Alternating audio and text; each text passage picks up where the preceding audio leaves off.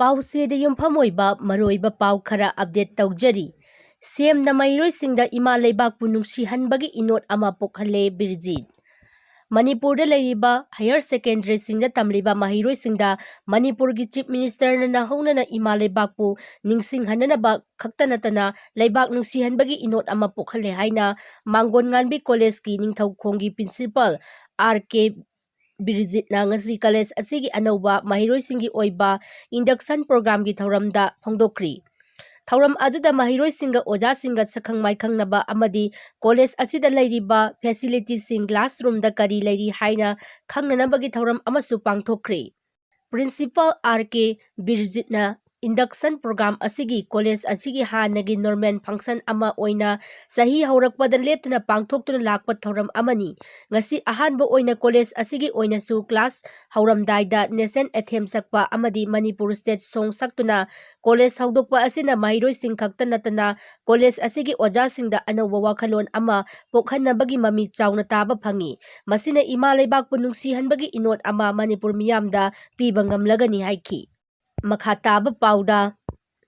ꯏꯝꯐꯥꯜ ꯀꯣꯂꯦꯖꯀꯤ ꯑꯋꯥꯠꯄ ꯑꯣꯖꯥꯁꯤꯡ ꯑꯊꯨꯕꯗ ꯊꯥꯕꯤꯔꯛꯇ꯭ꯔꯕꯗꯤ ꯑꯀꯟꯕ ꯈꯣꯡꯖꯪ ꯆꯪꯁꯤꯜꯂꯒꯅꯤ ꯃꯍꯩꯔꯣꯏꯁꯤꯡ꯫ ꯏꯝꯐꯥꯜ ꯀꯣꯂꯦꯖꯀꯤ ꯑꯋꯥꯠꯄ ꯑꯣꯖꯥꯁꯤꯡ ꯑꯊꯨꯕꯗ ꯊꯥꯕꯤꯔꯛꯇ꯭ꯔꯕꯗꯤ ꯑꯀꯟꯕ ꯈꯣꯡꯖꯪ ꯆꯪꯁꯤꯜꯂꯒꯅꯤ ꯍꯥꯏꯅ ꯀꯣꯂꯦꯖ ꯑꯁꯤꯒꯤ ꯃꯍꯩꯔꯣꯏꯁꯤꯡꯅ ꯆꯦꯛꯁꯤꯟ ꯋꯥꯐꯝ ꯊꯝꯈ꯭ꯔꯦ꯫ ꯃꯍꯩꯔꯣꯏꯁꯤꯡꯅ ꯁꯤꯟꯗꯨꯅ ꯉꯁꯤ ꯏꯝꯐꯥꯜ ꯀꯣꯂꯦꯖꯇ ꯄꯥꯡꯊꯣꯛꯄ ꯄꯥꯎꯒꯤ ꯃꯤꯐꯝ ꯑꯃꯗ ꯄꯨꯈ꯭ꯔꯝꯕꯝ ꯔꯟꯖꯤꯠ ꯀꯧꯕ ꯃꯍꯩꯔꯣꯏ ꯑꯃꯅ ꯍꯥꯏ ꯃꯅꯤꯄꯨꯔ ꯂꯩꯉꯥꯛꯀꯤ education minister, education commissioner, high and technical education director ꯑꯃꯗꯤ ꯏꯖꯨꯀꯦꯁꯟꯒꯤ ꯖꯣꯏꯟꯠ ꯁꯦꯀ꯭ꯔꯦꯇꯔꯤꯗ ꯍꯟꯖꯤꯟ ꯍꯟꯖꯤꯟ ꯑꯋꯥꯠꯄ ꯑꯣꯖꯥꯁꯤꯡ ꯊꯥꯕꯤꯔꯛꯅꯕ ꯍꯥꯏꯖꯈ꯭ꯔꯕꯁꯨ ꯈꯪꯁꯤꯟ ꯎꯁꯤꯟꯅꯗꯅ ꯂꯩꯊꯣꯛꯄꯁꯤ ꯃꯍꯩꯔꯣꯏꯁꯤꯡꯕꯨ ꯊꯧꯑꯣꯏꯗꯕꯅꯤ꯫ ꯊꯧꯑꯣꯡ ꯑꯁꯤ ꯃꯍꯩꯔꯣꯏꯁꯤꯡꯅ ꯑꯀꯟꯕ ꯃꯑꯣꯡꯗ ꯀꯟꯗꯦꯝ ꯇꯧꯏ꯫ ꯀꯣꯂꯦꯖ ꯑꯁꯤꯒꯤ ꯏꯖꯨꯀꯦꯁꯟ ꯗꯤꯄꯥꯔꯠꯃꯦꯟꯇ ꯃꯇꯝ ꯀꯌꯥꯒꯤ ꯃꯃꯥꯡꯗꯒꯤ ꯑꯣꯖꯥ 2 ꯋꯥꯠꯇꯨꯅ ꯂꯥꯛꯈꯤꯕ ꯑꯗꯨ ꯉꯁꯤ ꯐꯥꯎꯕ ꯃꯦꯟꯁꯤꯟꯕꯤꯗꯅ ꯂꯩꯔꯤ꯫ ꯀꯨꯝꯖꯥ 2018ꯒꯤ ꯁꯦꯞꯇꯦꯝꯕꯔꯗ ꯀꯣꯂꯦꯖ ꯑꯁꯤꯗ ꯑꯣꯖꯥꯒꯤ ꯑꯋꯥꯠꯄ ꯂꯩꯔꯦ ꯍꯥꯏꯅ ꯂꯩꯉꯥꯛꯇ ꯈꯪꯍꯟꯈꯤꯕꯗꯒꯤ ꯏꯖꯨꯀꯦꯁꯟ ꯌꯨꯒꯤ ꯗꯥꯏꯔꯦꯛꯇꯔꯅ ꯑꯣꯔꯗꯔ ꯑꯃ ꯊꯣꯛꯇꯨꯅ ꯀꯣꯂꯦꯖ ꯑꯁꯤꯗ ꯑꯣꯖꯥ 2 ꯊꯥꯔꯛꯅꯕ ꯊꯧꯔꯥꯡ ꯄꯥꯏꯈꯠꯈꯤ꯫ ꯑꯗꯨꯝ ꯑꯣꯏꯅꯃꯛ ꯑꯣꯖꯥ 2 ꯑꯁꯤ ꯉꯁꯤ ꯐꯥꯎꯕ ꯀꯣꯂꯦꯖ ꯑꯁꯤꯗ ꯖꯣꯏꯟ ꯇꯧꯗꯅ ꯂꯩꯔꯤ꯫ ꯍꯤꯔꯝ ꯑꯁꯤꯒꯤ ꯃꯇꯥꯡꯗ ꯃꯔꯤ ꯂꯩꯅꯕ ꯗꯤꯄꯥꯔꯠꯃꯦꯟꯠꯁꯤꯡꯗ ꯆꯍꯤ ꯑꯁꯤꯒꯤ ꯃꯥꯔꯆꯀꯤ ꯇꯥꯡ 21ꯗ ꯆꯦꯔꯣꯜ ꯊꯥꯗꯨꯅ ꯈꯪꯍꯟꯈ꯭ꯔꯕꯅꯤ꯫ ꯑꯗꯨꯝ ꯑꯣꯏꯅꯃꯛ ꯉꯁꯤ ꯐꯥꯎꯕꯗ ꯃꯔꯤ ꯂꯩꯅꯕꯁꯤꯡꯒꯤ ꯃꯥꯏꯀꯩꯗꯒꯤ ꯀ꯭ꯂꯥꯔꯤꯐꯤꯀꯦꯁꯟ ꯑꯃ ꯐꯥꯎꯕ ꯂꯥꯛꯄ ꯂꯩꯇ꯭ꯔꯤ꯫ ꯀꯣꯂꯦꯖ ꯑꯁꯤꯗ ꯑꯣꯖꯥ ꯑꯃꯅ ꯅꯣꯡꯃꯗ ꯀ꯭ꯂꯥꯁ 5 ꯂꯧꯔꯤꯕꯅꯤ꯫ ꯑꯗꯨꯕꯨ ꯃꯍꯩꯔꯣꯏꯁꯤꯡꯒꯤ ꯈꯜꯂꯒ ꯑꯣꯖꯥꯒꯤ ꯑꯋꯥꯠꯄ ꯑꯁꯤ ꯍꯧꯖꯤꯛ ꯀꯣꯂꯦꯖ ꯑꯁꯤꯒꯤ ꯏꯖꯨꯀꯦꯁꯟ ꯑꯃꯁꯨꯡ ꯐꯤꯂꯣꯁꯣꯐꯤꯒꯤ ꯑꯣꯖꯥꯁꯤꯡꯗ ꯃꯦꯟꯁꯤꯟꯕꯤꯔꯤ꯫ ꯉꯥꯛꯄꯤꯒꯅꯤ ꯐꯤꯂꯣꯁꯣꯐꯤꯒꯤ ꯑꯣꯖꯥꯁꯤꯡꯅ ꯃꯦꯟꯁꯤꯟꯕꯤꯔꯤ꯫ ꯃꯍꯩꯔꯣꯏꯁꯤꯡꯕꯨ ꯃꯍꯩꯔꯣꯏ ꯑꯣꯏꯅ ꯂꯩꯍꯟꯗꯨꯅ ꯃꯍꯩ ꯃꯁꯤꯡ ꯃꯄꯨꯡ ꯐꯥꯅ ꯇꯝꯍꯟꯕꯤꯌꯨ꯫ ꯑꯣꯖꯥꯒꯤ ꯑꯋꯥꯠꯄ ꯂꯩꯔꯦ ꯍꯥꯏꯕꯒꯤ ꯈꯣꯜꯂꯥꯎ ꯈꯔ ꯂꯥꯎꯔꯨꯕꯒꯤꯗꯃꯛ ꯃꯍꯩꯔꯣꯏꯁꯤꯡ ꯐꯥꯕ ꯄꯨꯟꯕ ꯇꯧꯕꯤꯒꯅꯨ꯫ ꯃꯁꯤꯅ ꯂꯩꯔꯤꯕ ꯏꯁꯨ ꯑꯁꯤ ꯀꯣꯛꯍꯟꯕ ꯉꯝꯒꯗꯕ ꯅꯠꯇꯦ꯫ ꯃꯔꯝ ꯑꯗꯨꯅ ꯃꯍꯩꯔꯣꯏꯁꯤꯡꯒꯤ ꯈꯨꯗꯣꯡꯆꯥꯕꯁꯤꯡ ꯀꯣꯛꯅꯅꯕ ꯑꯊꯨꯕ ꯃꯇꯝꯗ ꯑꯋꯥꯠꯄ ꯑꯣꯖꯥꯁꯤꯡ ꯊꯥꯕꯤꯔꯛꯎ ꯅꯠꯇ꯭ꯔꯕꯗꯤ ꯃꯍꯩꯔꯣꯏꯁꯤꯡꯅ ꯑꯀꯟꯕ ꯈꯣꯡꯖꯪ ꯆꯪꯁꯤꯟꯅꯕ ꯁꯦꯝ ꯁꯥꯔꯦ ꯍꯥꯏꯅꯁꯨ ꯃꯍꯥꯛꯅ ꯃꯈꯥ ꯇꯥꯅ ꯐꯣꯡꯗꯣꯛꯈꯤ꯫ ꯃꯈꯥ ꯇꯥꯕ ꯄꯥꯎꯗ ꯃꯅꯤꯄꯨꯔ ꯏꯁꯨꯗ ꯁꯔꯗ ꯄꯋꯥꯔꯅ ꯄꯤꯑꯦꯝ ꯅꯔꯦꯟꯗ꯭ꯔ ꯃꯣꯗꯤꯕꯨ ꯆꯩꯈ꯭ꯔꯦ꯫ ꯊꯥ 14 ꯍꯦꯜꯂꯕ ꯃꯅꯤꯄꯨꯔꯒꯤ ꯏꯔꯥꯡ ꯑꯁꯤꯗ ꯉꯁꯤ ꯐꯥꯎꯕ ꯄ꯭ꯔꯥꯏꯝ ꯃꯤꯅꯤꯁꯇꯔ ꯅꯔꯦꯟꯗ꯭ꯔ ꯃꯣꯗꯤꯅ ꯃꯤꯔꯥꯏꯗꯨꯅ ꯂꯩꯔꯦ ꯍꯥꯏꯅ ꯁꯔꯗ ꯄꯋꯥꯔꯅ ꯆꯩꯈꯤꯕꯒ ꯂꯣꯏꯅꯅ ꯑꯊꯨꯕ ꯃꯇꯝꯗ ꯁ꯭ꯇꯦꯠ ꯑꯁꯤ ꯃꯍꯧꯁꯥꯒꯤ ꯄꯨꯟꯁꯤꯗ ꯍꯟꯖꯤꯜꯂꯛꯅꯅꯕ ꯊꯕꯛ ꯂꯧꯈꯠꯀꯗꯕꯅꯤ ꯍꯥꯏꯈ꯭ꯔꯦ꯫ Nationalist Congress Party (NCP) chief Sharad ꯄꯋꯥꯔꯅ ꯃꯃꯥꯡ ꯆꯍꯤꯒꯤ ꯃꯦꯒꯤ ꯇꯥꯡ 3ꯗꯒꯤ ꯃꯅꯤꯄꯨꯔꯗ ꯃꯩꯇꯩ ꯑꯃꯁꯨꯡ ꯀꯨꯀꯤ ꯐꯨꯔꯨꯞ ꯑꯅꯤꯒꯤ ꯃꯔꯛꯇ ꯊꯣꯔꯛꯂꯤꯕ ꯏꯔꯥꯡ ꯑꯁꯤ ꯂꯣꯏꯁꯤꯟꯅꯅꯕ ꯍꯣꯠꯅꯗꯦ ꯍꯥꯏꯅ ꯁꯦꯟꯇꯔ ꯂꯩꯉꯥꯛꯄꯨ ꯆꯩꯕꯒ ꯂꯣꯏꯅꯅ ꯆꯍꯤ ꯍꯦꯜꯂꯛꯂꯕ ꯏꯔꯥꯡ ꯑꯁꯤꯗ ꯄ꯭ꯔꯥꯏꯝ ꯃꯤꯅꯤꯁꯇꯔ ꯅꯔꯦꯟꯗ꯭ꯔ ꯃꯣꯗꯤꯅ ꯁ꯭ꯇꯦꯠ ꯑꯁꯤꯗ ꯆꯠꯇꯗꯅ ꯂꯩꯕꯕꯨ ꯄꯦꯟꯗꯕ ꯐꯣꯡꯗꯣꯛꯈ꯭ꯔꯦ꯫ ꯅꯝꯕꯤ ꯃꯨꯝꯕꯥꯏꯗ ꯍꯧꯈꯤꯕ ꯅꯣꯡꯃꯥꯏꯖꯤꯡ ꯅꯨꯃꯤꯠꯇ ꯄꯥꯡꯊꯣꯛꯄ ꯊꯧꯔꯝ ꯑꯃꯗ NCCꯒꯤ ꯂꯨꯆꯤꯡꯕ ꯑꯁꯤꯅ ꯆꯍꯤ ꯍꯦꯜꯂꯕ ꯃꯅꯤꯄꯨꯔꯒꯤ ꯏꯔꯥꯡ ꯂꯣꯏꯁꯤꯟꯗꯨꯅ ꯃꯍꯧꯁꯥꯒꯤ ꯄꯨꯟꯁꯤꯗ ꯍꯟꯖꯤꯜꯂꯛꯅꯅꯕ ꯁꯦꯟꯇꯔ ꯒꯚꯔꯟꯃꯦꯟꯠꯅ ꯆꯞ ꯆꯥꯕ ꯊꯕꯛ ꯂꯧꯈꯠꯇꯕ ꯑꯃꯗꯤ ꯄ꯭ꯔꯥꯏꯝ ꯃꯤꯅꯤꯁꯇꯔ ꯅꯔꯦꯟꯗ꯭ꯔ ꯃꯣꯗꯤꯅ ꯃꯅꯤꯄꯨꯔꯗ ꯆꯠꯇꯕꯕꯨ ꯌꯥꯅꯤꯡꯗꯕ ꯐꯣꯡꯗꯣꯛꯈꯤꯕꯅꯤ꯫ ꯃꯍꯥꯔꯥꯁꯇ꯭ꯔꯒꯤ ꯍꯥꯟꯅꯒꯤ ꯆꯤꯐ ꯃꯤꯅꯤꯁꯇꯔ ꯁꯔꯗ ꯄꯋꯥꯔꯅ ꯃꯈꯥ ꯇꯥꯔꯗꯨꯅ ꯍꯥꯏꯈꯤ ꯃꯅꯤꯄꯨꯔꯗ ꯆꯍꯤ ꯍꯦꯟꯅ ꯊꯣꯔꯛꯂꯤꯕ ꯏꯔꯥꯡ ꯑꯁꯤꯅ ꯃꯤꯑꯣꯏꯕ ꯀꯌꯥ ꯂꯩꯐꯝ ꯂꯩꯇꯗꯨꯅ ꯂꯥꯟꯖꯦꯟꯅꯗꯨꯅ ꯑꯋꯥꯕ ꯃꯥꯌꯣꯛꯅꯔꯤꯕ ꯑꯁꯤ ꯀꯣꯛꯍꯟꯅꯕ ꯍꯣꯠꯅꯕꯗ ꯑꯃꯗꯤ ꯂꯣ ꯑꯦꯟꯗ ꯑꯣꯔꯗꯔ ꯅꯤꯡꯊꯤꯅ ꯉꯥꯛꯇꯨꯅ ꯁ꯭ꯇꯦꯠ ꯑꯁꯤꯗ ꯃꯍꯧꯁꯥꯒꯤ ꯄꯨꯟꯁꯤꯗ ꯍꯟꯖꯤꯜꯂꯛꯅꯕ ꯍꯣꯠꯅꯕ ꯍꯥꯏꯕꯁꯤ ꯁꯦꯟꯇꯔ ꯒꯚꯔꯟꯃꯦꯟꯠꯀꯤ ꯃꯊꯧꯅꯤ꯫ ꯑꯗꯨꯕꯨ ꯁꯦꯟꯇꯔ ꯂꯩꯉꯥꯛꯅ ꯉꯁꯤ ꯐꯥꯎꯕ ꯈꯪꯁꯤꯟ ꯎꯁꯤꯟꯅꯗꯕꯒꯤ ꯃꯑꯣꯡ ꯂꯩꯕꯒ ꯂꯣꯏꯅꯅ ꯄ꯭ꯔꯥꯏꯝ ꯃꯤꯅꯤꯁꯇꯔ ꯅꯔꯦꯟꯗ꯭ꯔ ꯃꯣꯗꯤꯕꯨ ꯁ꯭ꯇꯦꯠ ꯑꯁꯤꯒꯤ ꯑꯋꯥꯕ ꯇꯥꯔꯕ ꯃꯤꯌꯥꯝꯒꯤ ꯄꯨꯛꯅꯤꯡ ꯊꯦꯝꯖꯤꯟꯕꯒꯤ ꯋꯥꯐꯝ ꯂꯩꯇ꯭ꯔꯤ꯫ ꯐꯨꯔꯨꯞ ꯀꯌꯥꯅ ꯆꯍꯤ ꯀꯌꯥꯒꯤ ꯃꯃꯥꯡꯗꯒꯤ ꯅꯨꯡꯁꯤ ꯆꯥꯟꯅꯅ ꯂꯩꯃꯤꯟꯅꯗꯨꯅ ꯏꯪꯅ ꯆꯤꯛꯅ ꯂꯩꯔꯝꯕ ꯁ꯭ꯇꯦꯠ ꯃꯅꯤꯄꯨꯔ ꯉꯁꯤꯗꯤ ꯑꯋꯥ ꯑꯅꯥ ꯃꯤꯀꯞ ꯃꯤꯔꯥꯎ ꯈꯣꯜꯅ ꯄꯤꯛ ꯊꯜꯂꯦ ꯍꯥꯏꯅ ꯁꯔꯗ ꯄꯋꯥꯔꯅ ꯐꯣꯡꯗꯣꯛꯂꯗꯨꯅ ꯍꯟꯗꯛꯇ ꯄꯥꯔꯂꯤꯌꯥꯃꯦꯟꯇ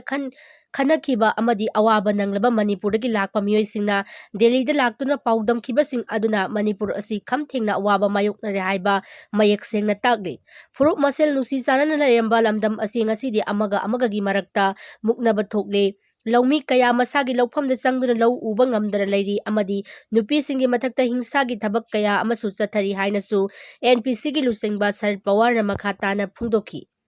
ꯃꯈꯥ ꯇꯥꯕ ꯄꯥꯎꯗ ꯑꯣꯏꯜ ꯇꯦꯡꯀꯔꯁꯤꯡꯗꯒꯤ ꯅꯣꯡꯃꯗ ꯂꯨꯄꯥ ꯂꯥꯈ 8,50,000 ꯃꯔꯝ ꯆꯥꯗꯅ ꯂꯧꯔꯤꯕ ꯑꯁꯤ ꯁ꯭ꯇꯦꯠ ꯑꯃꯗꯤ ꯁꯦꯟꯇꯔꯅ ꯌꯦꯡꯁꯤꯟꯕꯤꯗꯕꯗꯒꯤ ꯈꯣꯡꯖꯪ ꯍꯧꯔꯒꯅꯤ꯫ ꯑꯥꯒꯁꯀꯤ ꯇꯥꯡ 1ꯗꯒꯤ ꯍꯧꯒꯗꯧꯔꯤꯕ ꯈꯣꯡꯖꯪ ꯑꯁꯤꯗ ꯃꯤꯌꯥꯝꯅ ꯀꯥ ꯍꯦꯟꯅ ꯄꯦꯇ꯭ꯔꯣꯂꯤꯌꯝ ꯑꯃꯗꯤ ꯗꯤꯖꯜ ꯂꯧꯕꯤꯗꯅꯕ ꯑꯥꯄꯤꯜ ꯇꯧꯔꯛꯂꯤ꯫ ꯃꯅꯤꯄꯨꯔꯗ ꯅꯣꯡꯃꯒꯤ ꯇꯉꯥꯏ ꯐꯗꯅ ꯆꯪꯂꯤꯕ LPG ꯑꯃꯗꯤ ꯄꯦꯇ꯭ꯔꯣꯂꯤꯌꯝ ꯄ꯭ꯔꯗꯛꯁꯤꯡ ꯄꯨꯊꯣꯛ ꯄꯨꯁꯤꯟ ꯇꯧꯔꯤꯕ ꯃꯅꯤꯄꯨꯔ ꯄꯦꯇ꯭ꯔꯣꯂꯤꯌꯝ ꯗꯤꯂꯔꯁ ꯐ꯭ꯔꯦꯇꯔꯅꯤꯇꯤꯅ ꯊꯦꯡꯅꯔꯤꯕ ꯈꯨꯗꯣꯡꯆꯥꯗꯕ ꯑꯃꯗꯤ ꯏꯂꯤꯒꯦꯟ ꯑꯣꯏꯕ ꯇꯦꯛꯁ ꯀꯌꯥ ꯂꯧꯔꯤꯕ ꯑꯁꯤ ꯌꯦꯡꯁꯤꯟꯕꯤꯗꯨꯅ ꯂꯩꯉꯥꯛꯀꯤ ꯑꯣꯏꯕ ꯆꯞ ꯆꯥꯕ SOP ꯑꯃ ꯁꯦꯝꯕꯤꯅꯕ ꯄ꯭ꯔꯥꯏꯝ ꯃꯤꯅꯤꯁꯇꯔ ꯅꯔꯦꯟꯗ꯭ꯔ ꯃꯣꯗꯤ ꯑꯃꯗꯤ ꯄꯦꯇ꯭ꯔꯣꯂꯤꯌꯝ ꯃꯤꯅꯤꯁꯇꯔ ꯑꯃꯗꯤ ꯃꯅꯤꯄꯨꯔ ꯂꯩꯉꯥꯛꯇ ꯊꯥ ꯑꯁꯤꯒꯤ ꯇꯥꯔꯤꯛ 11ꯗ ꯑꯏꯕ ꯆꯦꯔꯣꯜ ꯄꯤꯁꯤꯟꯗꯨꯅ ꯋꯥꯀꯠꯈ꯭ꯔꯕꯁꯨ ꯃꯗꯨꯒꯤ ꯆꯞ ꯆꯥꯕ ꯄꯥꯎꯈꯨꯝ ꯑꯃꯠꯇ ꯂꯥꯛꯇꯕꯗꯒꯤ ꯊꯥ ꯑꯁꯤꯒꯤ ꯇꯥꯡ 18ꯗ ꯏꯕꯣꯌꯥꯏꯃ ꯁꯨꯃꯥꯡ ꯂꯤꯂꯥ ꯁꯪꯂꯦꯟꯗ ꯃꯤꯌꯥꯝꯒꯤ ꯑꯣꯏꯕ ꯃꯤꯐꯝ ꯐꯝꯗꯨꯅ ꯑꯥꯒꯁꯀꯤ ꯇꯥꯡ 1ꯗꯒꯤ ꯗꯤꯂꯔꯁꯤꯡ ꯑꯁꯤꯅ ꯊꯕꯛ ꯂꯦꯞꯄꯒꯤ ꯈꯣꯡꯖꯪ ꯆꯪꯁꯤꯜꯂꯒꯅꯤ ꯍꯥꯏꯅ ꯑꯀꯟꯕ ꯋꯥꯔꯦꯞ ꯂꯧꯈ꯭ꯔꯕꯅꯤ꯫ ꯍꯧꯖꯤꯛ ꯐꯥꯎꯕꯒꯤ ꯑꯣꯏꯅ ꯁꯦꯟꯇꯔ ꯂꯩꯉꯥꯛ ꯑꯃꯗꯤ ꯁ꯭ꯇꯦꯠ ꯂꯩꯉꯥꯛꯇꯒꯤ ꯄꯣꯖꯤꯇꯤꯕ ꯑꯣꯏꯕ ꯔꯦꯁꯄꯣꯟꯁ ꯑꯃꯠꯇ ꯂꯥꯛꯇꯕ ꯃꯔꯝꯅ ꯑꯥꯒꯁꯀꯤ ꯇꯥꯡ 1ꯗꯒꯤ ꯆꯪꯁꯤꯟꯒꯗꯧꯔꯤꯕ ꯈꯣꯡꯖꯪ ꯑꯁꯤꯅ ꯃꯔꯝ ꯑꯣꯏꯔꯒ ꯃꯅꯤꯄꯨꯔ ꯄꯦꯇ꯭ꯔꯣꯂꯤꯌꯝ ꯗꯤꯂꯔꯁ ꯐ꯭ꯔꯦꯇꯔꯅꯤꯇꯤꯅ ꯂꯝꯗꯝ ꯑꯁꯤꯒꯤ ꯃꯤꯌꯥꯝꯅ ꯃꯔꯝ ꯆꯥꯗꯅ ꯃꯥꯔꯀꯦꯠꯇꯒꯤ ꯄꯦꯇ꯭ꯔꯣꯂꯤꯌꯝ ꯄ꯭ꯔꯗꯛꯁꯤꯡ ꯀꯥ ꯍꯦꯟꯅ ꯂꯧꯁꯤꯟꯕ ꯊꯤꯡꯅꯅꯕ ꯃꯅꯤꯄꯨꯔ ꯂꯩꯉꯥꯛꯇ ꯑꯥꯄꯤꯜ ꯇꯧꯔꯛꯂꯤ꯫ ꯗꯤꯂꯔꯁꯤꯡꯒꯤ ꯆꯦꯔꯣꯜ ꯑꯁꯤꯅ ꯍꯥꯏ ꯃꯇꯝ ꯁꯥꯡꯅ ꯗ꯭ꯔꯥꯏꯚꯔ ꯑꯃꯗꯤ ꯗꯤꯂꯔꯁꯤꯡꯅ ꯁꯣꯂꯨꯁꯟ ꯑꯃꯠꯇ ꯄꯨꯔꯛꯄ ꯉꯝꯗꯅ ꯑꯋꯥꯕ ꯀꯌꯥ ꯃꯥꯌꯣꯛꯅꯗꯨꯅ ꯂꯥꯛꯄ ꯑꯗꯨꯒꯤ ꯈꯥꯡꯕ ꯉꯝꯕꯒꯤ ꯄꯟꯈꯩ ꯂꯣꯏꯈ꯭ꯔꯦ꯫ ꯑꯥꯒꯁꯀꯤ ꯇꯥꯡ 1ꯗꯒꯤ ꯆꯠꯊꯒꯗꯧꯔꯤꯕ ꯁꯤꯖ ꯋꯥꯛ ꯁ꯭ꯇ꯭ꯔꯥꯏꯛ ꯑꯁꯤꯗ ꯂꯝꯗꯝ ꯑꯁꯤꯗ ꯂꯩꯔꯤꯕ CSOꯁꯤꯡ, ꯃꯩꯔꯥ ꯄꯥꯏꯕꯤ ꯂꯨꯞꯁꯤꯡ, ꯃꯍꯩꯔꯣꯏꯁꯤꯡ ꯑꯃꯗꯤ ꯂꯣꯀꯦꯜ ꯀ꯭ꯂꯕꯁꯤꯡꯅ ꯈꯣꯡꯖꯪ ꯑꯁꯤꯗ ꯃꯄꯨꯡ ꯐꯥꯅ ꯁꯧꯒꯠꯄꯤꯌꯨ꯫ ꯍꯤꯔꯝ ꯑꯁꯤꯒꯤ ꯃꯇꯥꯡꯗ ꯍꯌꯦꯡ ꯃꯅꯤꯄꯨꯔꯒꯤ ꯆꯤꯐ ꯁꯦꯀ꯭ꯔꯦꯇꯔꯤꯒ ꯋꯥꯔꯤ ꯁꯥꯅꯗꯨꯅ ꯃꯈꯥ ꯇꯥꯕ ꯀꯔꯤ ꯂꯥꯛꯄ ꯌꯥꯕꯒꯦ ꯍꯥꯏꯕꯗꯨ ꯈꯟꯅꯒꯅꯤ ꯍꯥꯏꯔꯤ꯫ ꯃꯈꯥ ꯇꯥꯕ ꯄꯥꯎꯗ ꯑꯣꯟꯁꯤꯟ ꯂꯣꯟꯁꯇ ꯃꯤꯑꯣꯏ 9 ꯐꯨꯔꯝꯕꯒꯤ ꯊꯧꯑꯣꯡ IMꯅ ꯀꯟꯗꯦꯝ ꯇꯧꯔꯛꯂꯤ꯫ ꯊꯥ ꯑꯁꯤꯒꯤ ꯇꯥꯡ 16ꯗ ISBTꯒꯤ ꯑꯋꯥꯡ ꯊꯪꯕꯗ ꯂꯩꯕ ꯑꯣꯟꯁꯤꯟ ꯂꯣꯟꯁꯇ ꯄꯥꯝꯕꯩꯅ ꯂꯨꯆꯤꯡꯕ UNLFꯀꯤ ꯃꯤꯑꯣꯏ ꯈꯔꯅ ꯅꯥꯒꯥ ꯅꯨꯄꯤ ꯑꯃ ꯌꯥꯎꯅ ꯃꯤꯑꯣꯏ 9ꯄꯨ ꯐꯨꯔꯝꯕꯒꯤ ꯊꯧꯑꯣꯡ ꯀꯟꯗꯦꯝ ꯇꯧꯏ ꯍꯥꯏꯅ NSCN-IMꯅ ꯐꯣꯡꯗꯣꯛꯂꯤ꯫ NSCN-GPRNꯒꯤ ꯃꯤꯅꯤꯁꯇ꯭ꯔꯤ ꯑꯣꯐ ꯏꯟꯐꯣꯔꯃꯦꯁꯟ ꯑꯦꯟড ꯄꯕ꯭ꯂꯤꯁꯤꯇꯤꯅ ꯊꯥꯗꯣꯔꯛꯄ ꯆꯦꯔꯣꯜ ꯑꯃꯅ ꯍꯥꯏ ꯅꯨꯃꯤꯠ ꯑꯗꯨꯗ ꯄꯥꯝꯕꯩꯅ ꯂꯨꯆꯤꯡꯕ UNLFꯀꯤ ꯃꯤꯑꯣꯏꯁꯤꯡ ꯑꯗꯨꯅ ꯅꯨꯄꯤꯃꯆꯥ ꯑꯗꯨꯕꯨ ꯃꯁꯥ ꯁꯣꯛꯄ ꯃꯈꯩ ꯐꯨꯔꯝꯕ ꯑꯃꯗꯤ ꯃꯍꯥꯛꯄꯨ ꯀꯟꯅꯅꯕ ꯍꯣꯠꯅꯔꯨꯕ ꯃꯤꯑꯣꯏ 9ꯄꯨ ꯇꯝꯊꯤꯅ ꯐꯨꯔꯝꯕꯒꯤ ꯊꯧꯑꯣꯡ ꯑꯁꯤ ꯈ꯭ꯋꯥꯏꯗꯒꯤ ꯑꯋꯥꯡꯕ ꯊꯥꯛꯇ ꯀꯟꯗꯦꯝ ꯇꯧꯏ꯫ ꯅꯨꯄꯤꯒꯤ ꯏꯀꯥꯏꯈꯨꯝꯅꯕ ꯃꯥꯡꯍꯟꯅꯕ ꯃꯣꯂꯦꯁ ꯇꯧꯕ ꯍꯥꯏꯕꯁꯤ ꯑꯆꯧꯕ ꯀ꯭ꯔꯥꯏꯝ ꯑꯃꯅꯤ꯫ ꯑꯁꯤꯒꯨꯝꯕ ꯊꯧꯑꯣꯡ ꯑꯁꯤ ꯌꯥꯕ ꯉꯝꯂꯣꯏ꯫ ꯂꯣꯏꯅꯅ ꯂꯨꯞꯅꯁꯨ ꯃꯔꯥꯜ ꯂꯩꯕ ꯃꯈꯣꯏꯒꯤ ꯃꯤꯑꯣꯏꯁꯤꯡ ꯑꯗꯨꯒꯤ ꯃꯊꯛꯇ ꯑꯦꯛꯁꯟ ꯂꯧꯈꯠꯀꯗꯕꯅꯤ꯫ ꯅꯥꯀꯜ ꯑꯃꯔꯣꯝꯗꯅ ꯊꯥ ꯑꯁꯤꯒꯤ ꯇꯥꯡ 16ꯇ ISBTꯒꯤ ꯃꯥꯌꯣꯛꯇ ꯂꯩꯕ ꯑꯣꯟꯁꯤꯟ ꯂꯣꯟꯁ ꯔꯦꯁꯇꯨꯔꯦꯟꯗ ꯅꯣꯡꯃꯩ ꯀꯥꯞꯇꯨꯅ ꯃꯤꯑꯣꯏ 9 ꯑꯁꯣꯛ ꯑꯄꯟ ꯅꯪꯍꯟꯈꯤꯕꯒꯤ ꯊꯧꯗꯣꯛꯇ ꯆꯦꯟꯅꯕꯁꯤꯡꯒꯤ ꯃꯊꯛꯇ ꯂꯣꯒꯤ ꯑꯣꯏꯕ ꯑꯀꯟꯕ ꯑꯦꯛꯁꯟ ꯂꯧꯈꯠꯄꯤꯌꯨ ꯍꯥꯏꯅ ꯃꯅꯤꯄꯨꯔ ꯅꯥꯒꯥ ꯌꯨꯊ ꯑꯣꯔꯒꯅꯥꯏꯖꯦꯁꯟ MNYOꯅ ꯐꯣꯡꯗꯣꯔꯛꯂꯤ꯫ MNYOꯒꯤ ꯄꯕ꯭ꯂꯤꯁꯤꯇꯤ ꯑꯦꯟড ꯃꯤꯗꯤꯌꯥ ꯁꯦꯜꯗ ꯊꯥꯗꯣꯔꯛꯄ ꯆꯦꯔꯣꯜ ꯑꯃꯅ ꯍꯥꯏ ꯈꯨꯠꯂꯥꯏ ꯄꯥꯏꯕ ꯃꯤꯑꯣꯏꯁꯤꯡ ꯑꯗꯨꯅ ꯊꯥ ꯑꯁꯤꯒꯤ ꯇꯥꯡ 16ꯀꯤ ꯅꯨꯃꯤꯗꯥꯡ ꯄꯨꯡ 9 ꯇꯥꯕꯗ ꯔꯦꯁꯇꯨꯔꯦꯟꯠ ꯑꯁꯤꯗ ꯂꯥꯛꯂꯒ ꯃꯐꯝ ꯑꯗꯨꯗ ꯍꯥꯟꯅ ꯂꯩꯔꯝꯕ ꯃꯤꯑꯣꯏꯁꯤꯡꯒ ꯃꯨꯛꯅꯔꯛꯄꯗꯒꯤ ꯄꯥꯝꯗꯕ ꯊꯧꯗꯣꯛ ꯑꯁꯤ ꯊꯣꯛꯈꯤꯕꯅꯤ꯫ ꯑꯁꯨꯝꯅ ꯃꯅꯤꯄꯨꯔꯒꯤ ꯇꯝꯄꯥꯛꯇ ꯃꯥꯏꯅꯣꯔꯤꯇꯤ ꯑꯣꯏꯅ ꯂꯩꯔꯤꯕ ꯅꯥꯒꯥꯁꯤꯡꯗ ꯇꯥꯊꯤ ꯇꯥꯑꯣꯏꯅ ꯇꯧꯕꯒꯤ ꯊꯕꯛ ꯑꯁꯤ ꯍꯟꯗꯛꯅ ꯑꯍꯥꯟꯕ ꯅꯠꯇ꯭ꯔꯦ꯫ ꯃꯁꯤꯅ ꯐꯨꯔꯨꯞ ꯃꯁꯦꯜꯒꯤ ꯃꯔꯛꯇ ꯇꯨꯡꯗ ꯅꯨꯡꯉꯥꯏꯅꯗꯕ ꯀꯌꯥꯃꯔꯨꯝ ꯊꯣꯔꯛꯀꯅꯤ꯫ ꯊꯧꯑꯣꯡꯁꯤꯡ ꯑꯁꯤꯅ ꯃꯥꯏꯅꯣꯔꯤꯇꯤ ꯑꯣꯏꯔꯤꯕ ꯐꯨꯔꯨꯞꯁꯤꯡꯗ ꯑꯀꯤ ꯇꯨꯖꯤꯡꯕ ꯄꯣꯛꯍꯟꯗꯨꯅ ꯇꯝꯄꯥꯛꯇ ꯂꯩꯕ ꯉꯝꯂꯣꯏꯗꯕꯒꯤ ꯐꯤꯚꯝ ꯑꯃꯗ ꯂꯥꯛꯍꯜꯂꯦ꯫ ꯅꯨꯃꯤꯠ ꯑꯗꯨꯒꯤ ꯊꯧꯗꯣꯛ ꯑꯗꯨ ꯈꯨꯠꯂꯥꯏ ꯄꯥꯏꯕ ꯃꯤꯑꯣꯏꯁꯤꯡ ꯑꯗꯨꯅ ꯃꯐꯝ ꯑꯗꯨꯗ ꯂꯩꯕ ꯀꯥꯝꯖꯣꯡ ꯗꯤꯁꯇ꯭ꯔꯤꯛꯇꯒꯤ ꯂꯧꯁꯤꯡ ꯚꯤꯂꯦꯖꯇꯒꯤ ꯂꯩꯁꯤꯐꯦꯝ ꯃꯪꯀꯨꯝ ꯀꯧꯕꯤ ꯅꯨꯄꯤ ꯑꯃꯒꯤ ꯏꯀꯥꯏꯈꯨꯝꯅꯕ ꯃꯥꯡꯕ ꯌꯥꯕ ꯊꯕꯛ ꯇꯧꯔꯛꯄꯗꯒꯤ ꯊꯣꯛꯈꯤꯕꯅꯤ꯫ ꯊꯧꯗꯣꯛ ꯑꯗꯨꯗ ꯅꯨꯄꯤ ꯑꯃ ꯌꯥꯎꯅ ꯃꯤꯑꯣꯏ 9 ꯑꯁꯣꯛ ꯑꯄꯟ ꯅꯪꯈꯤ꯫ ꯂꯣꯏꯅꯅ ꯃꯤꯑꯣꯏ ꯑꯃꯗꯤ ꯃꯀꯣꯛꯇ ꯅꯣꯡꯃꯩ ꯄꯥꯟꯕꯗꯒꯤ ꯌꯥꯝꯅ ꯊꯤꯅ ꯁꯣꯛꯇꯨꯅ ꯂꯩꯔꯤ꯫ ꯃꯔꯝ ꯑꯁꯤꯅ ꯑꯁꯤꯒꯨꯝꯕ ꯊꯧꯗꯣꯛ ꯑꯁꯤ ꯃꯇꯨꯡꯗ ꯑꯃꯨꯛ ꯍꯟꯅ ꯊꯣꯛꯇꯅꯕꯒꯤꯗꯃꯛ ꯃꯔꯤ ꯂꯩꯅꯕꯁꯤꯡꯅ ꯑꯀꯟꯕ ꯃꯤꯠꯌꯦꯡ ꯆꯪꯕꯤꯌꯨ ꯍꯥꯏꯔꯤ꯫ ꯃꯈꯥ ꯇꯥꯕ ꯄꯥꯎꯗ ꯃꯅꯤꯄꯨꯔꯗ ꯂꯩꯔꯤꯕ ꯊꯥꯗꯧꯁꯤꯡ ꯀꯩꯗꯧꯅꯨꯡꯗ ꯀꯨꯀꯤ ꯏꯟꯄꯤꯒꯤ ꯁꯔꯨꯛ ꯑꯣꯏꯔꯛꯇꯦ ꯇꯤ.ꯑꯦꯁ.ꯑꯦ. ꯃꯅꯤꯄꯨꯔꯗ ꯂꯩꯔꯤꯕ ꯊꯥꯗꯧꯁꯤꯡ ꯑꯁꯤ ꯀꯩꯗꯧꯅꯨꯡꯗ ꯀꯨꯀꯤ ꯏꯟꯄꯤꯒꯤ ꯁꯔꯨꯛ ꯑꯃ ꯑꯣꯏꯔꯛꯇꯦ꯫ ꯊꯥꯗꯧ ꯇ꯭ꯔꯥꯏꯕ ꯀꯥꯎꯟꯁꯤꯜ ꯍꯥꯏꯅ ꯁꯦꯝꯖꯤꯟ ꯁꯥꯖꯤꯟꯕ ꯂꯨꯞ ꯑꯃꯅ ꯍꯟꯗꯛ ꯐꯣꯡꯗꯣꯛꯈꯤꯕ ꯋꯥꯐꯝ ꯑꯗꯨ ꯑꯔꯥꯟꯕ ꯌꯨꯝꯐꯝ ꯌꯥꯎꯗꯕꯅꯤ ꯍꯥꯏꯅ ꯊꯥꯗꯧ ꯁ꯭ꯇꯨꯗꯦꯟꯠ ꯑꯦꯁꯣꯁꯤꯌꯦꯁꯟꯅ ꯐꯣꯡꯗꯣꯔꯛꯂꯤ꯫ ꯊꯥꯗꯧ ꯁ꯭ꯇꯨꯗꯦꯟꯠ ꯑꯦꯁꯣꯁꯤꯌꯦꯁꯟꯒꯤ ꯖꯦꯅꯔꯦꯜ ꯍꯦꯗ ꯀ꯭ꯋꯥꯇꯔꯒꯤ ꯁ꯭ꯄꯣꯛꯄꯔꯁꯟ ꯕꯤꯀꯤ ꯊꯥꯗꯧꯅ ꯍꯥꯏ ꯊꯥꯗꯧ ꯇ꯭ꯔꯥꯏꯕ ꯀꯥꯎꯟꯁꯤꯜ ꯍꯥꯏꯅ ꯁꯦꯝꯖꯤꯟ ꯁꯥꯖꯤꯟꯕ ꯂꯨꯞ ꯑꯃꯅ ꯊꯥ ꯑꯁꯤꯒꯤ ꯇꯥꯔꯤꯛ 22ꯗ ꯊꯥꯗꯣꯔꯛꯂꯤꯕ ꯆꯩꯔꯣꯜ ꯑꯗꯨ ꯌꯨꯝꯐꯝ ꯌꯥꯎꯗꯕꯅꯤ꯫ ꯊꯥꯗꯧ ꯇ꯭ꯔꯥꯏꯕ ꯀꯥꯎꯟꯁꯤल ꯍꯥꯏꯅ ꯆꯨꯔꯥꯆꯥꯟꯄꯨꯔꯗ ꯕꯦꯁ ꯇꯧꯕ ꯂꯨꯞ ꯑꯁꯤ ꯀꯅꯥꯒꯨꯝꯕ ꯈꯔꯅ ꯊꯥꯗꯧꯁꯤꯡꯕꯨ ꯂꯥꯟꯅ ꯎꯍꯟꯅꯅꯕ ꯁꯦꯝꯖꯤꯟ ꯁꯥꯖꯤꯟꯕ ꯂꯨꯞ ꯑꯃꯅꯤ꯫ ꯂꯨꯞ ꯑꯁꯤꯒꯤ ꯄ꯭ꯔꯁꯤꯗꯦꯟꯠꯅꯤ ꯍꯥꯏꯔꯤꯕ ꯌꯥꯝꯊꯣꯡꯁꯨ ꯊꯥꯗꯧꯒꯤ ꯃꯥꯌꯣꯛꯇ ꯊꯕꯛ ꯇꯧꯕꯒꯤ ꯊꯥꯗꯧ ꯏꯟꯄꯤꯗꯒꯤ ꯇꯥꯟꯊꯣꯛꯈꯤꯕ ꯂꯩꯈ꯭ꯔꯕꯅꯤ꯫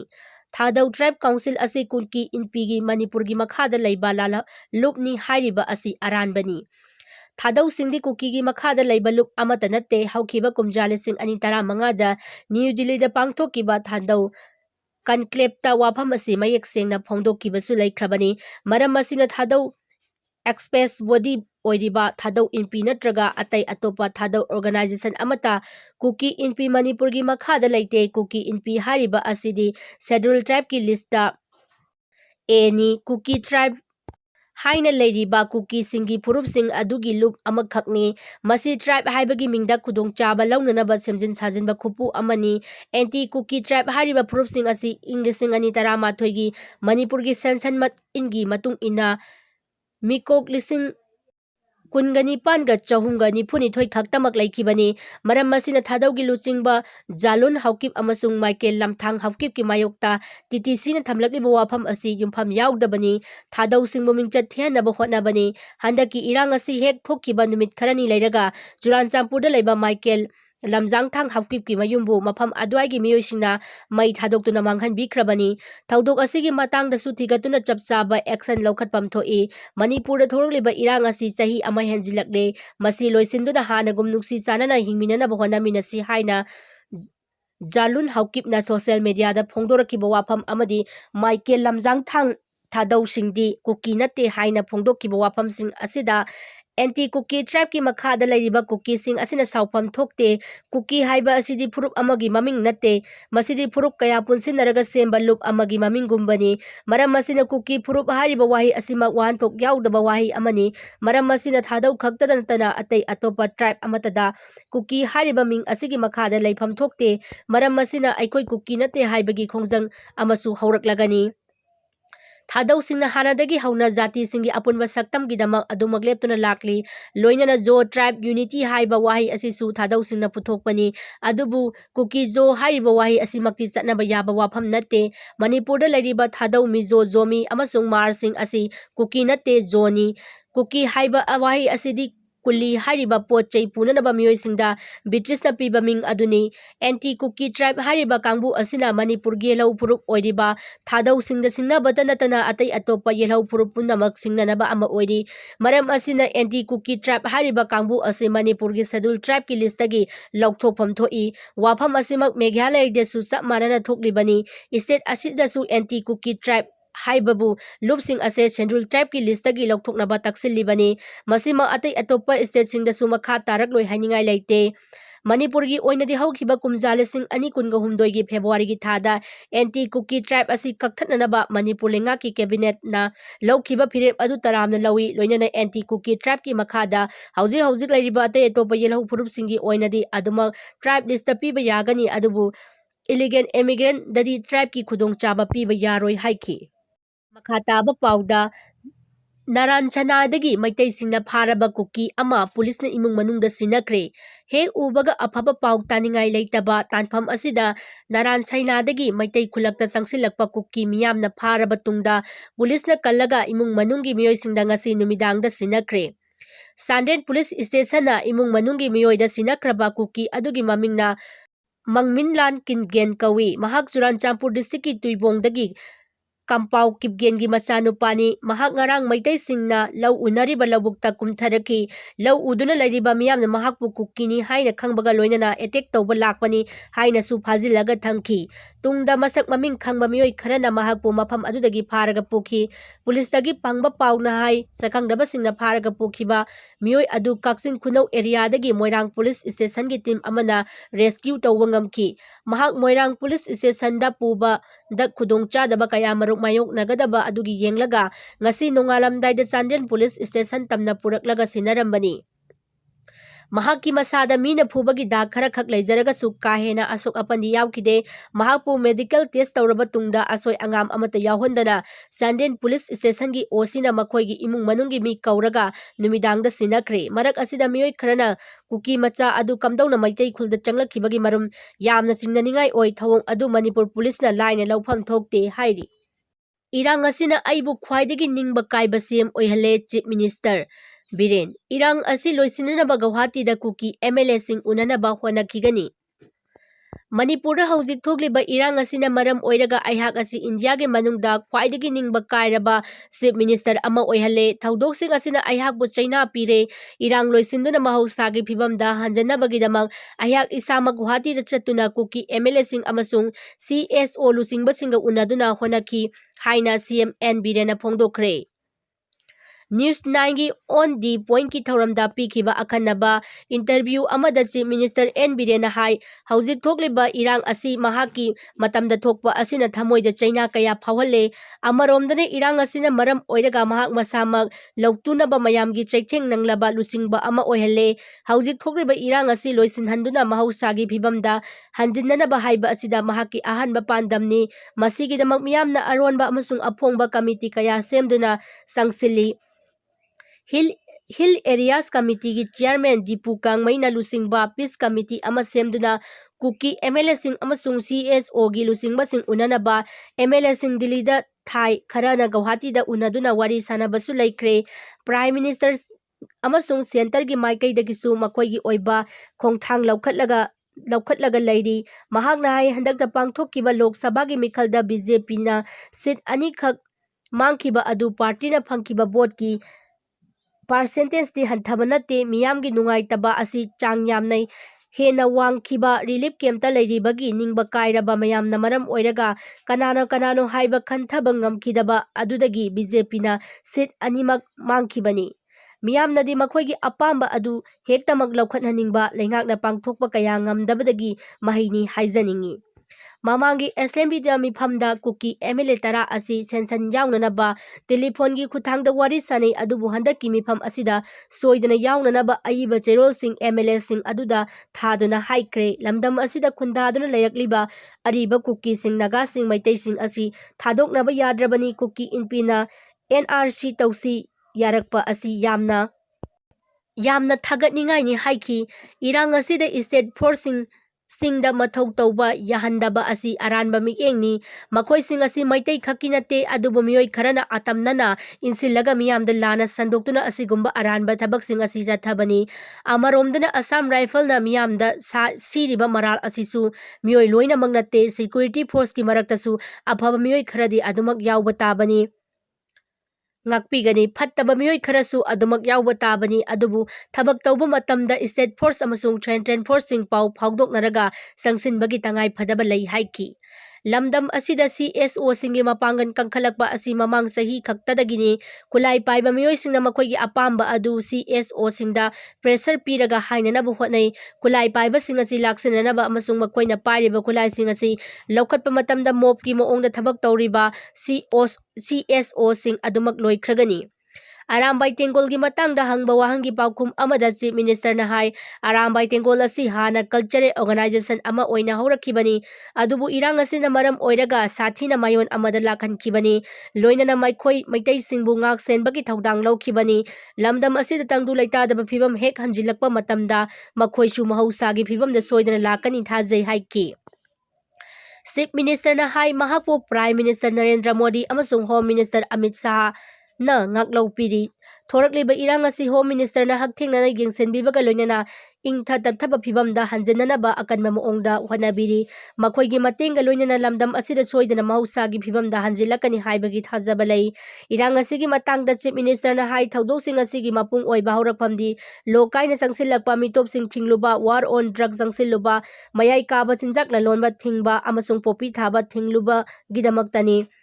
मसि लैंगांगना तौबनी अदुबु मसागी इंटरेस्ट लेबा मियोय खरगी पॉलिटिकल की ओइबा खुजिल थौरांग लेंगाक्ता ताइनबगी महत्ता मराल लेजदब मैतै मियामदा ताइनखिबनी मदुगी खुद हलकपदा मराल लेजदब कुकी इसिल नाव कया सोमिसि मिना नंखि म्यांमार अमसुंग अतै लेबाक सिंगदगी लोक काइना संगसिलक्किबा मितोपसिंग असिना लमदम असिदा खुंदा लैतादुना लैरक्लबा येलौ मिसमसिंगदा अचौबा साफु पीदुना लागली मितोपसिंगी मसिंग हेंगलक्पगी खुदम पीरदुना चीफ मिनिस्टरना हाय कुमजा लिसिंग मचमापन हुंफुत्रा निथोइदा एमएलए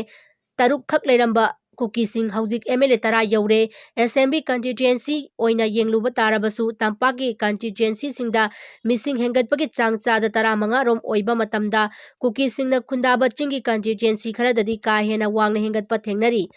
अमरोमदना सैटेलाइट एमाजिन द येंगबा मतमदा रिजर्व फॉरेस्ट प्रोटेक्शन फॉरेस्ट सिंग असि थोकलगा नौना खुलता सिलकपा थेंगनरी चौरांगना अनौबा खुल लिसिंग रोम अमरोम की मयादा मखोइना नमना खुंदाबा डिस्ट्रिक्ट सिंगदा हेंगलकपा थेंगनरी लैंगांगना चथरिबा खोंतांग असि अरिबा कुकी सिंगी मायोक्ता नत्ते अदुबो लोकाइना संगसिलेबा सिंग असि मतम चाना थेंगनदुना थिंगनबा थबक लौखत पीद्रबदी लमदम असिगी येलौमी सिंगी तुंगी मराइबक तंबा ngamdaba फिबम अमदा लाकनी महाकी लैंगांगना ड्रग की मायोक्ता संगसिलिबा असि कुकी सिंग खक्तगी मायोक्ता नत्ते ड्रग लालोंबा सिंग मैतै ओइरबसु नागा ओइरबसु पांगलबु ओइरबसु फागटपा लौखतपम थोकपा थबक लौखतले मापांदगी संगसिलबा मितोप सिंग खंदोकनबा होनबदा लैंगा की कैबिनेट सब कमिटी सेमदुना मदुगी चेयरमैन सु cookie minister 𝗫𝗡𝗏𝗜𝗓 हापलिबनी Meitei अमसुंग नागागी minister अमममना member ओइबा committee अदुदा म्यांमारदगी संगसिलक्किबा मितोपसिंग अदु मसक खंदोकनबा थौदांग सिनरिबनी म्यांमारदगी मितोप संगसिलक्किबा असि म्यांमारदा मिलिटरी क्यू तौदुना चरांगनबा फिबम लाकपा मतमदा खरा हेना संगसिलक्पा थेंगनै हाइखि लोइसिलक्पा पाउदा कुकी मिलिटेंट अमा नोंमै सेंगबदा सिरे कुकी मिलिटेंट अमा मसादा इशू तौबा नोंमै सेंगबदा महाकना सेंगलिबा नोंमै अदुदगी खंगहौदना कापथोरकपदगी खुदक्ता लाइकटनबा ngamdana सिरे लैखिद्रबा कुकी मिलिटेंट अदुगी ममिंगना थांगजांगम चही 28 कौई हाइरी लैखिद्रबा मिलिटेंट असि चही 3 सूरबा बेसनी महाक ngasi मखोइना लैरिबा केम अमदा लैखिदबनी हाइना थाजबा याबा पाउ अमदा हाइरी